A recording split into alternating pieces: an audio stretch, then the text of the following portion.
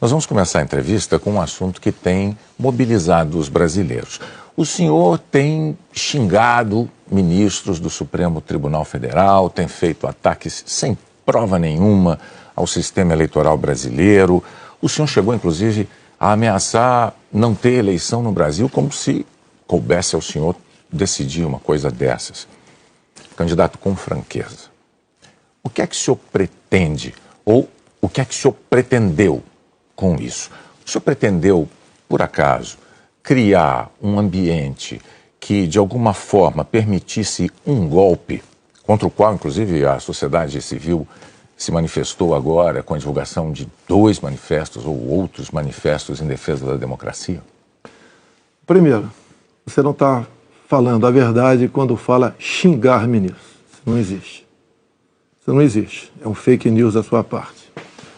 Outra coisa, eu quero é transparência nas eleições.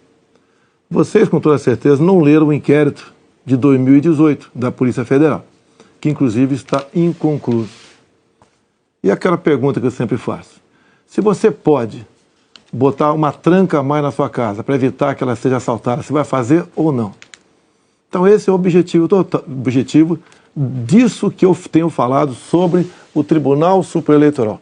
E outra coisa, em 2014, tivemos eleições, no segundo turno, o PSDB duvidou da lisura das eleições e contratou uma auditoria. E a conclusão da auditoria do PSDB, que as urnas são inauditáveis.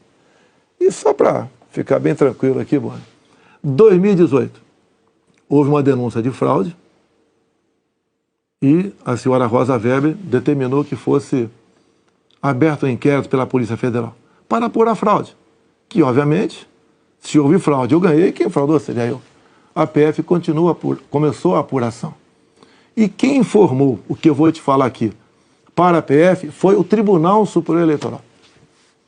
Numa das partes do inquérito está assinado pelo chefe do TI do TSE que hackers ficaram por 8 meses dentro do TSE, inclusive com a senha de um ministro, de nome Banhos, além de senha de outros 5 servidores.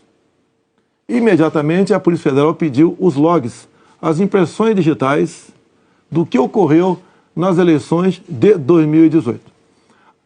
O TSE podia ter informado no mesmo dia, mas 7 meses depois, o TSE informou que os logs haviam sido apagados.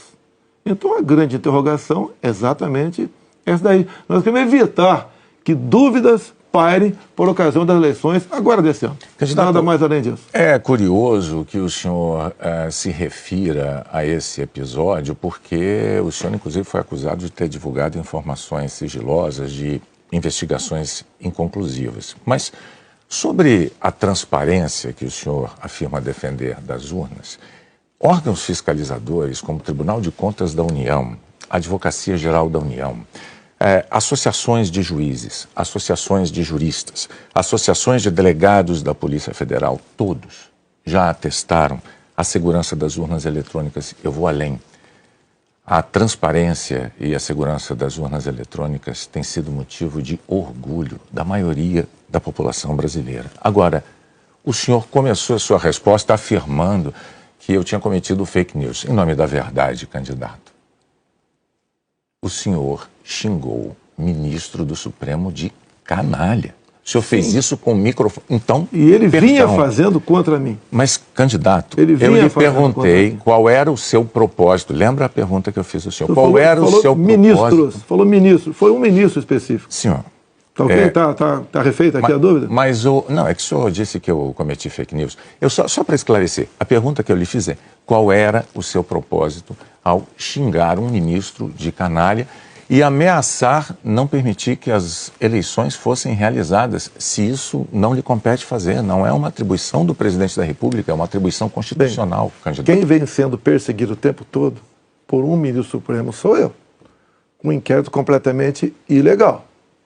E as medidas que vinham sendo tomadas por esse ministro eram contestadas. Lá atrás, inclusive, a procuradora Raquel Dodge deu um parecer para que esse inquérito deixasse de existir. E continua existindo. A temperatura subiu. Hoje em dia, pelo que tudo indica, está pacificado. Espero que seja uma página virada. Até você deve ter visto, por ocasião da posse do senhor Alexandre de Moraes, um certo contato amistoso no nosso lar. E pelo que tudo indica, está pacificado. E quem vai decidir essa questão de transparência ou não serão, em parte, as Forças Armadas que foram convidadas a participar da Comissão de Transparência Eleitoral. As Forças Armadas são uma das partes, né, desse grupo que analisa a segurança. A grande questão não é nem a presença das Forças Armadas, candidato. A grande questão que se dá é que o senhor se coloca como patrono das Forças Armadas e a forma como o senhor ataca o sistema eleitoral é que causa ruído e que causa uma certa intranquilidade no ambiente eleitoral. Teremos eleições, o ministro Alexandre de Moraes acabou de assumir.